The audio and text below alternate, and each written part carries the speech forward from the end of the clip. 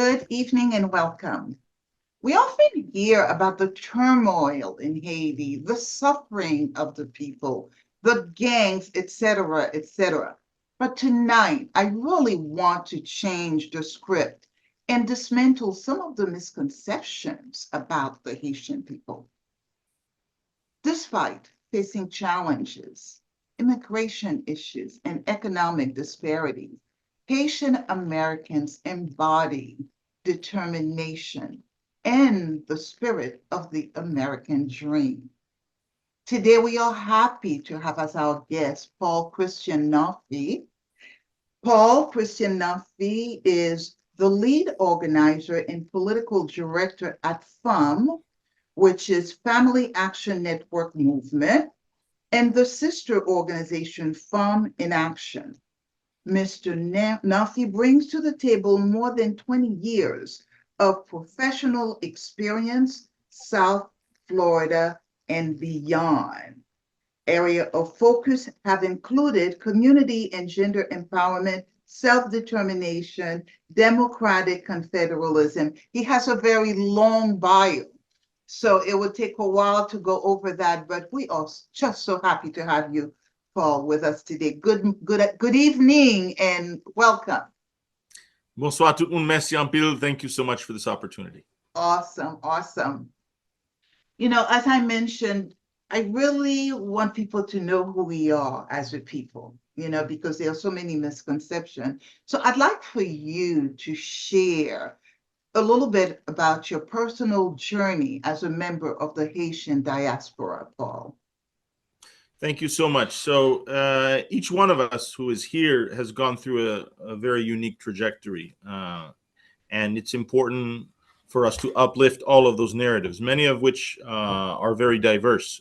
In my particular case, I often say that I've been in Haiti for 53 years. I've been outside of Haiti for 53 years, and I'm not 106 years old. So, I mean, it's a allez-vini, the back and forth that many of us really, that characterizes many of us, because we're grounded inside the Haitian reality, inside Haiti, but also the Haitian diaspora reality. And many of us are going through a lot of really anguish that our beloved Haiti Chérie is going through a terrible series of trials and tribulations, and that is preventing us from really being engaged on the ground in Haiti. I studied abroad after finishing my secondary school in Haiti, and was 15 years outside of the country, first in university and then in various professional commitments. Between 2004 and 2020, I was inside Haiti probably over 80% of the time, largely with the Direction Nationale d'Eau Potable et Assainissement, DINEPA, Haiti's national water and sanitation directorate, mostly in the fight against cholera there, which was a victory at that time. But in a very telling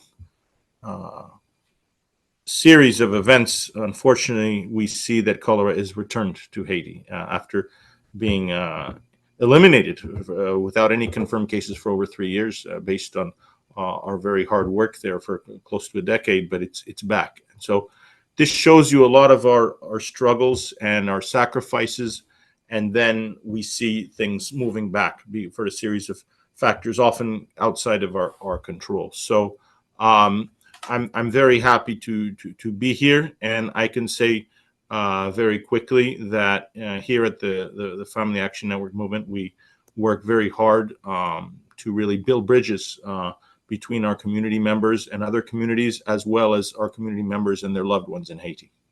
Super. So you really, I like the fact you said you've been 50-something years in Haiti, 50-something years, you're not over 100.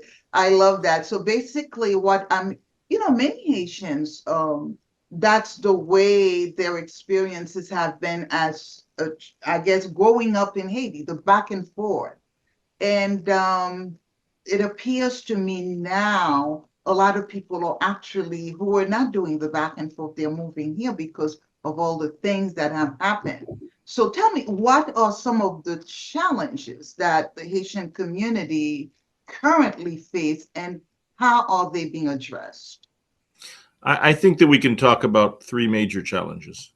The first challenge, which is true for so many people, including myself, is that we would have loved to stay in Haiti. We would have loved to continue to raise our families in Haiti, and we really love our country. And we, when I was a teenager, and then as a university student outside of the country, then it's like nothing good. We're all Haitian. We all want to build Haiti. We want to go back. That was the imperative. And right now, for the majority of people, we've had to make very, very difficult decisions. I had to leave the country really for the last time on a permanent basis in September 2020.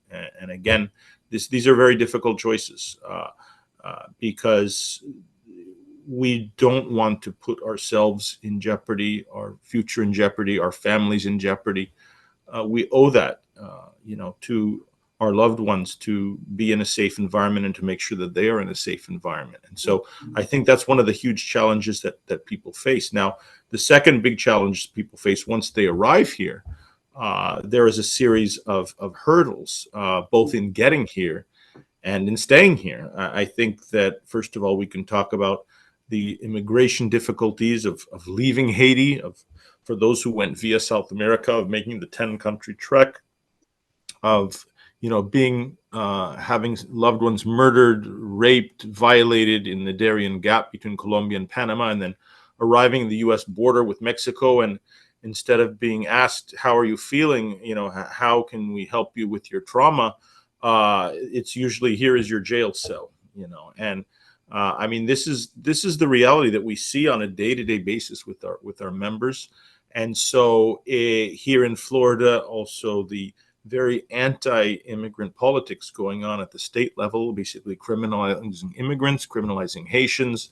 The governor basically summoning 250 members of the National Guard because he wants to protect the good Floridians from illegal aliens, is his word, and usually talking about Black immigrants such as our community members. And so I think that there is a huge difficulty in terms just of being here. And the third huge challenge is getting services, which are life-sustaining right now. And the Family Action Network movement and many other community-based organizations provide wraparound services, everything from socioeconomic services to immigration services, to really help people navigate and their families basically to navigate their situation once they arrive. How can they have a livelihood? But because of a lot of the work authorization impediments, it often takes years. First of all, if they arrived after a TPS redesignation date, to wait for the next one, and even then the long processing times, and then trying to find work in a economy that isn't necessarily tailored to their skills and talents. So I think those are some of the big challenges that our community faces. You are right on target. And FANM has been a staple in the Haitian American community in Miami and South Florida. So I am sure that you've seen different trends. For example, you mentioned you are providing wraparound services, and I'm sure there's a difference between the influx of Haitians coming in the 80s, the influx of Haitians coming in after the 2010 earthquake and so forth. What are some evolving trends or changes observed over time within the community? Each one of those migration waves has diversity and specificity. I think that it would be a mistake to conflate many of the original pioneers that came from Haiti.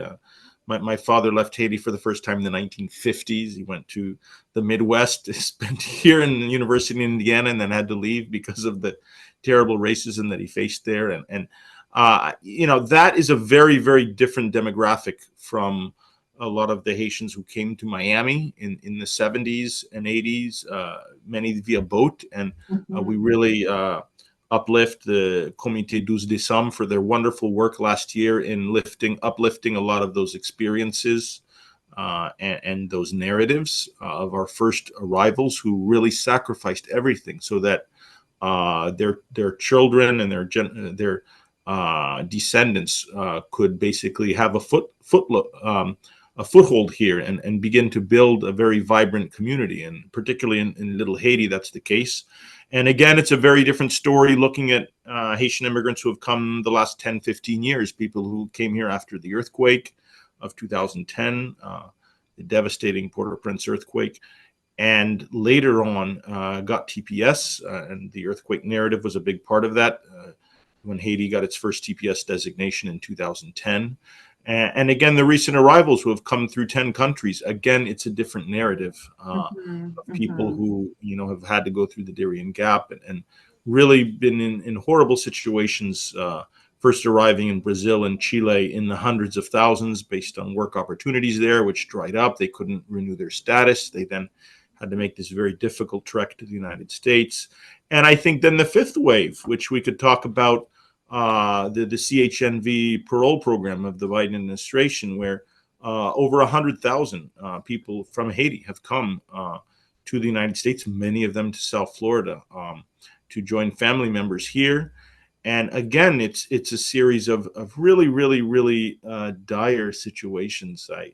I can talk about among one of the things which really encouraged me to be a sponsor, and I'm still waiting on the response. None of the beneficiaries have been approved, but the month that the program began in January of 2023, a former colleague of mine at DNEPA of over 10 years, the car mechanic there, whom I had actually grown up with in the 80s in Thomasin, he was killed in violence in the Port-au-Prince metropolitan region, as his brother in Canada and I and others were talking about how we could get him a sponsor here. And so that shows you really, we can talk about the responsibility of the United States government and other governments in being a big part of creating the conditions that exist in Haiti. However, I think that we need to understand why people want to leave, and that is their decision, and they should have the right to seek shelter, outside of Haiti when that is the necessary case. So I think each of these five migration groups have very, very, very unique aspects to them, and we need to be mindful of that. It's interesting. When I think about the America I moved to in the 60s, as a child, everybody was so welcoming, despite the wave of racism that went before that. What we're seeing today, I don't want to say the hate, but the unwelcoming sentiments that I am hearing now, never heard of that before. So I think it's a trend that we as a diaspora, we have to be able to address, in a sense that, just like you said, people are dying there. They really want safety for themselves and their family. So people are not coming just for economic reasons, like most people would think. It's a life-saving journey that they are seeking. So thank you for reminding us of that. We're going to take a short break and we will be right back. But before we do, I want to encourage you to take a look at our social media platforms, like, comment, subscribe. That's one of the ways we know exactly what you like and how we can better serve you. So we'll be right back. Welcome to GEO's House of Hope and Restoration. At GHHR, we are dedicated to supporting the spiritual, physical, emotional, and educational needs of orphaned, underprivileged, and homeless children in Haiti, Philippines, and beyond. Our mission is to bring brighter days to the children in their darkest hours, wherever the calling of our Savior Jesus Christ leads us. You can make a difference too, whether it's by donating, volunteering, or hosting an event. Your support can change lives. From school supplies to food supplies to toys and gifts, every contribution counts in saving the lives of these children through the love of God. Please join us in helping children live the life they deserve, filled with love. Together, we can bring hope and restoration to those who need it most. We are back, and we have with us Paul Christian Namphy talking about, who we are as a people and what the journey is for many of the clients that FANM serves, as well as other immigrants coming into the United States, especially these days. One of the things I find, Paul, is yes, we are immigrants. Our needs are so unique, and the language barrier makes it even more difficult. How can we as a community further leverage our strength to contribute positively to American society? That is a great question. And I always want to be an optimist when talking about the Haitian people, the Haitian culture. We have the best, among the best musicians in the world. And there are certain categories that, if that were the litmus test, we'd be at the top. And it's a shame that we hear these narratives, even from the United States media. Haiti is the poorest country in the Western I Hemisphere. And know. we hear these things all the time. And that wasn't me speaking, by the way.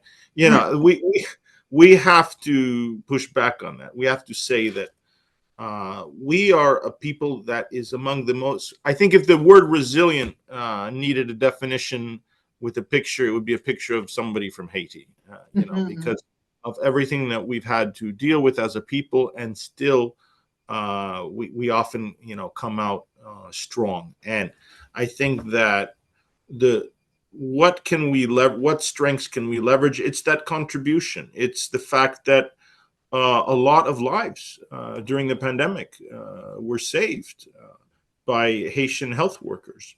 A lot of the food that's put on people's table is harvested by immigrants from Haiti, Central America, and other places.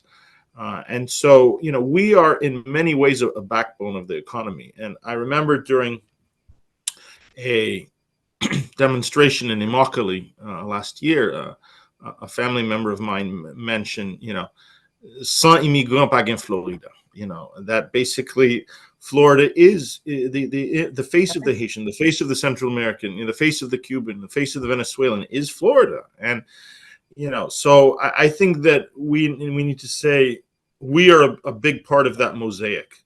And so we come with many, many skills, with also many challenges, because let's face it, our educational system in Haiti is shortchanged our population. And if you see Haitians coming to the United States versus Cubans coming to the United States, and you see the level of education at their arrival on average, because we have people coming from Haiti who did have privilege of often paying through the nose to get a decent education.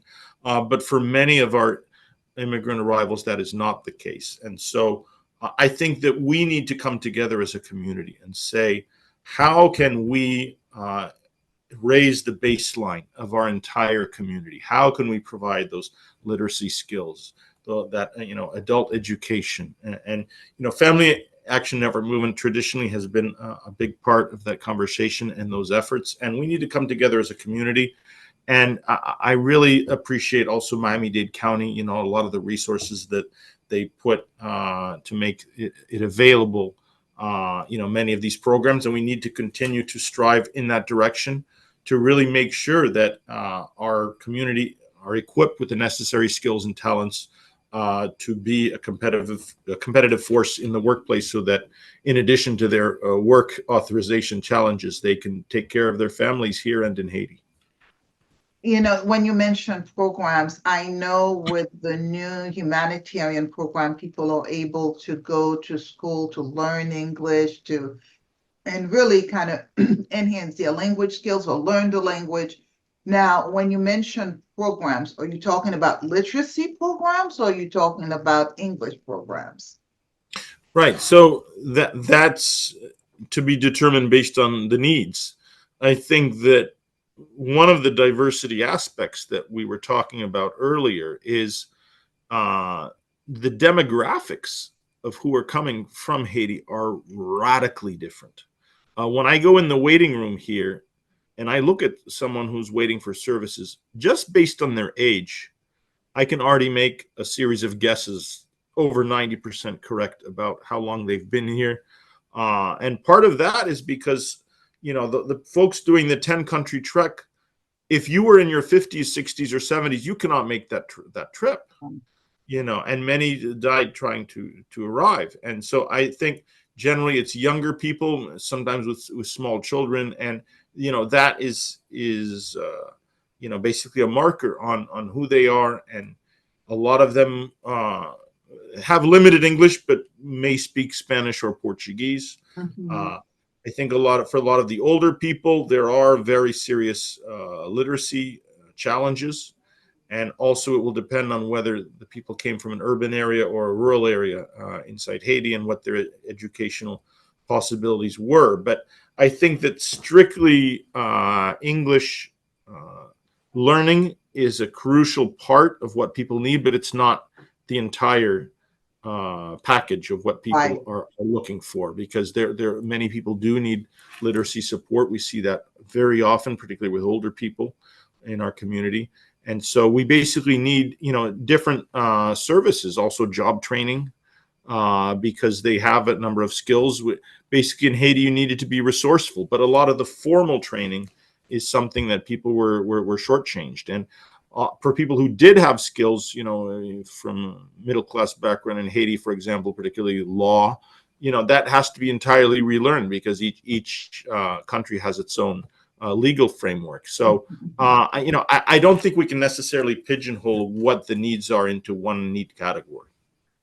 So they are diverse, and that's really what I see. Obviously, learning the English, and you know, working in academia. I spent some time working in academia. They have different levels of ESOL classes. Now, one of the innovative things that Warwick College did, they partnered with a nonprofit organization, Hispanic Unity, for example, recruited their students from Hispanic Unity, came to the college or online, and the classes were specifically for them. So with that, they were able to have a bilingual professor, and you know, within months, their English was up to par. Or if they needed other types of services, they were referred to other services. I thought that was fabulous. I think it's the kind of thing we need to look at when we're serving the immigrant population, because like you said, people come with different levels of education, and it's not just the language. So I'd like to see more of that.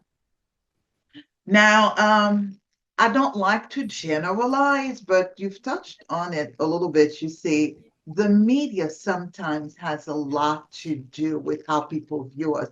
I have to tell you, as a Haitian American, when I want to think of beauty and peace, and I've traveled to different countries, there was this one picture at the beach in Haiti that stayed with me forever. That's my happy place.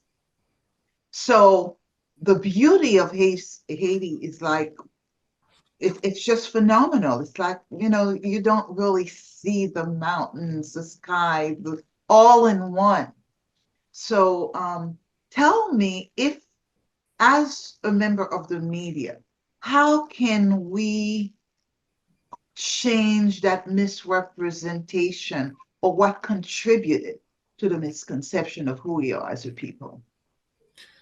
That is a huge challenge. And I think when they made the Western, the good, the bad, and the ugly, again, it's something that, you know, if you look at Haiti, we have all three of those, you know, and, you know, so I'm appealing to the Jacqueline Charleses of Miami Herald, to people in L'Union Suite, you know, to influencers, you know, what narrative are we going to come forward with? How can we simultaneously be true to what Haiti is in terms of its entirety, Mhm. the whole truth, basically, and at the same time, not fall into this trap, which you often see in international media, of simply portraying negative narratives and negative imagery. And I think we do need to celebrate the positive of what's going on while being very realistic, not only about the challenges that we're facing as a society, but how that came about, and the fact that the responsibility of how we got to where we are now,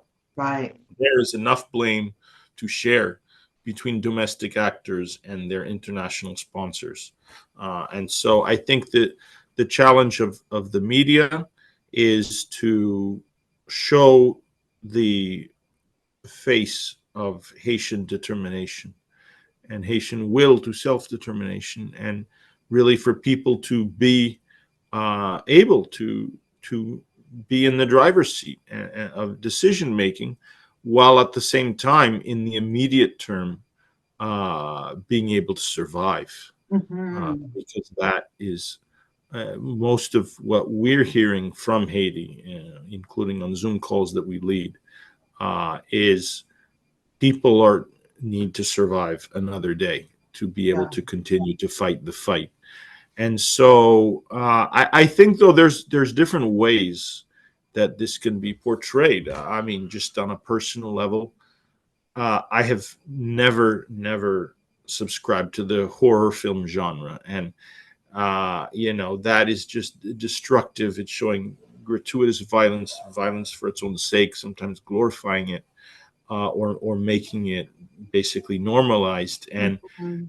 I think that that's what we cannot do as a society. And I think often, including if you see horror film directors who have done horrible disservice to Haiti, Mhm. because when you're looking at the media consumers in North America, if they see, Nightmare on Elm Street, they're going to say, "Oh, that's just a tiny piece of American society. That doesn't determine our day-to-day life." But the same film director making a horrible adaptation to film for the book of the Serpent and the Rainbow, the same director, and then you're going to see people in the American audience saying, "Well, that is representing what Haiti is," and I'm like putting my hands in my head and saying, this is one of the reasons why our tourist industry was killed, Sure. in the 1980s, and that is a red line, and that is completely unacceptable. But what are we going to do about it? That's the real question. How can we mobilize both within the Haitian community, with Haitian artists, with Haitian Right. actors, Haitian directors, and their allies, such as the late Paul Newman, such as Julia Roberts, Artists for Democracy, people who were focusing both on helping us shape outcomes in Haiti, and also the way that Haiti is portrayed. It's interesting. Black Panther, have you seen that? It's a beautiful, beautiful movie. Beautiful movie, and it was one of the films that truly portrayed a little bit of the lifestyle one can live in Haiti. I love that. And I had somebody recently, not to me, but a friend of mine said, somebody said, well, they hear right now things are so bad in Haiti. People are eating people, there's no food. And I'm saying, what? That is totally, what would make someone think that we survive through cannibalism? I don't have the answer to that question. I don't know any case of that ever happening, and I don't know. I think that, again, this is the problem, that when we are not in control of the narrative, you're going to get these character assassinations, Yeah, unfortunately. yes, yes, yes. Um, I love the fact that FANM has been in the forefront for so long. And I've seen the advocacy, I've seen the referral, I've seen the services. Tell me, what are some of the strategies that some or some other organizations Haitian that serve the Haitian diaspora utilize to advocate for immigrants, for social justice, and a number of other issues that we as a people are faced with, particularly newcomers?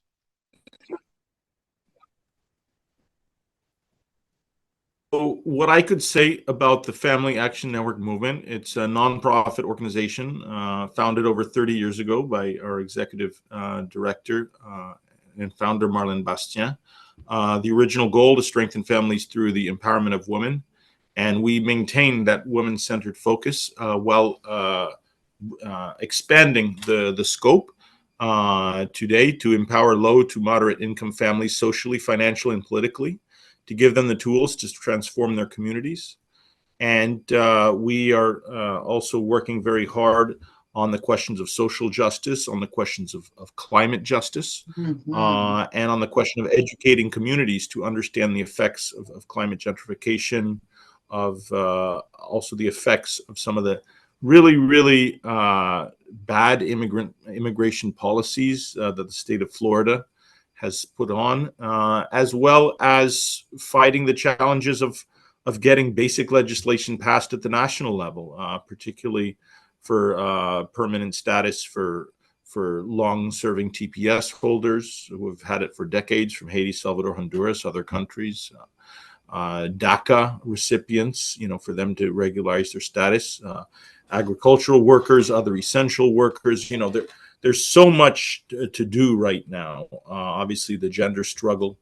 And so we really need to make sure that we continue those efforts to provide wraparound services also to community members while engaging in the necessary advocacy that we're involved in. I mean, over the years, we've served hundreds of thousands of people. And also civic education, which our executive director believes very strongly in. When you go to the FANM website, the first question, are you registered to vote? That comes right away, because she understands that we need to build power. And the only way for things to change for the Haitian community, the only way for decision makers, elected or otherwise, in the United States and other countries to take us seriously is to build that power. So they see us voting in large numbers. That's really the only way to go. So there's really, obviously a lot there, but we have a community that needs hands-on participation to move toward civic empowerment, toward participative and inclusive development. And I don't think there's anyone in this universe more hands-on than our executive director, Marlene Bastien. I know, and I'm so happy she's now a county commissioner. I'm really happy for her. And FANM has done an amazing job. I mean, there are certain organizations that I know have been in the struggle from the very beginning, and I'm just so appreciative of what you guys do. So if someone wants to help FANM, how can they help? Great. So I'm going to give you our website. It's www.FANM, that's FANM.org. And FANM stands for Family Action Network Movement. FANM.org is our handle on Facebook, on X/Twitter, on Instagram, IG, FANM.org. We're FANM in Action, our C4 is up and running on TikTok. A lot of our presentations, a lot of our sessions are on the Facebook page. You can see many of our the videos that we've done. We have every year, 6 or 7 cyclical events. We have our January 12th earthquake commemoration every year, where we're marching from the Toussaint Louverture statue in Little Haiti to the Cultural Center. We have the FANM Gala every year at March, always the Saturday closest to March 8th, which is International Women's Day, as well as our executive director's birthday. We have the online rally actually on Flag Day on May 18th, which we're looking at, celebration of Haiti, of Haitian culture, of self-determination. The Immigration Summit, which we put together with crucial partners, is always on the Friday closest to Juneteenth at the Little Haiti Cultural Center. We participate regularly in Give Miami-Dade. We participate in November. We participate regularly in the county budget hearing in Miami-Dade County in September. So these are some of the milestones of our annual calendar. Our phone number is 305-756-8050. And give us a call. If whatever you'd like to do, if you'd like to be part of our efforts, volunteer, donations, it's all there. So we do really appreciate this opportunity to get the word out, and we would love to continue to engage with the community, Miami-Dade and beyond. We have huge communities, obviously, in Broward and Palm Beach as well, and we're always part of that conversation, and we really appreciate the efforts of you and Metsuin and some of the people there that have been community pillars as well. Awesome, awesome, awesome. Every year, the community comes together to celebrate and uplift Haitian artists, Haitian leaders, Haitians who have contributed to the mosaic of the communities that we live in. And therefore, we are very happy to say that this is clearly what we're doing year-round from January 1st to December 31st. But the month of May is a special month to uplift the legacy of and the heritage of Haitian culture.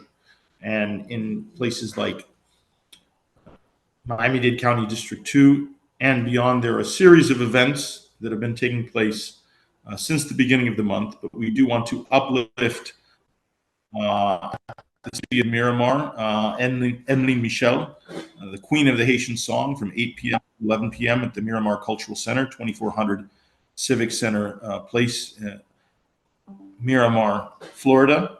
We want to mention the 13th annual Father Gérard Jean-Just Memorial to our great fallen leader, Gérard Jean-Just, who was so critical at the Haitian Refugee Center in building the Haitian community here, as well as his efforts inside Haiti.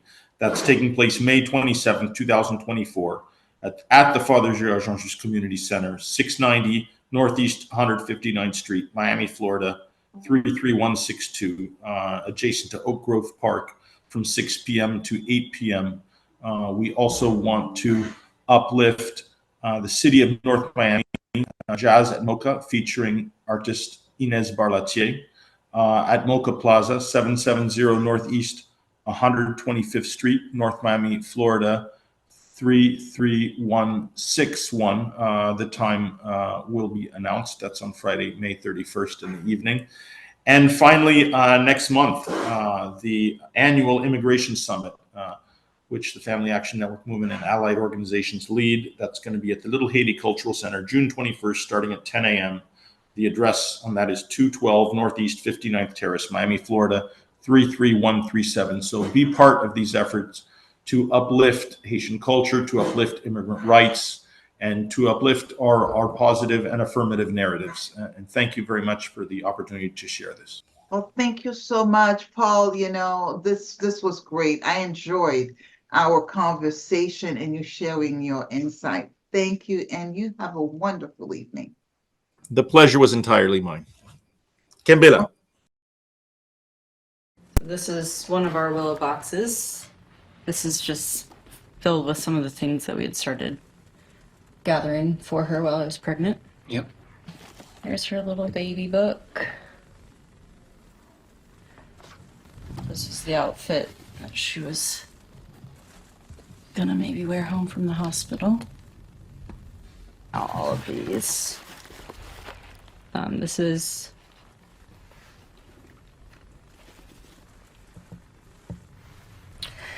the blanket that she was in.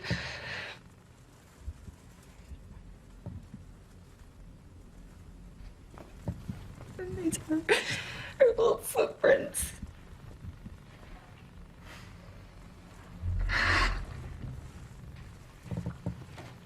It's okay.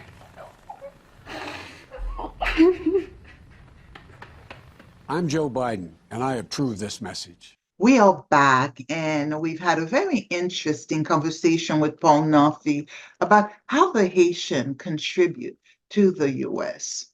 Aside from diversity, Haitians bring vibrancy to the U.S. cultural tapestry. In addition, we see the Haitian diaspora excel in various fields, from healthcare and education to business, the arts, and more. Too often, Haitian Americans face misconceptions rooted in stereotypes and misinformation. But indeed, there are successful professionals, entrepreneurs, and skilled workers in the Haitian diaspora that makes up the fabric of what the American society is in the past and today. The diaspora contribute to the economy, labor, taxes, and entrepreneurship, enriching American society. So let's just keep our community uplifted when we think about the contributions we make and the contributions we will make in the future. So to all of you, thank you for joining us. And until next time, good night.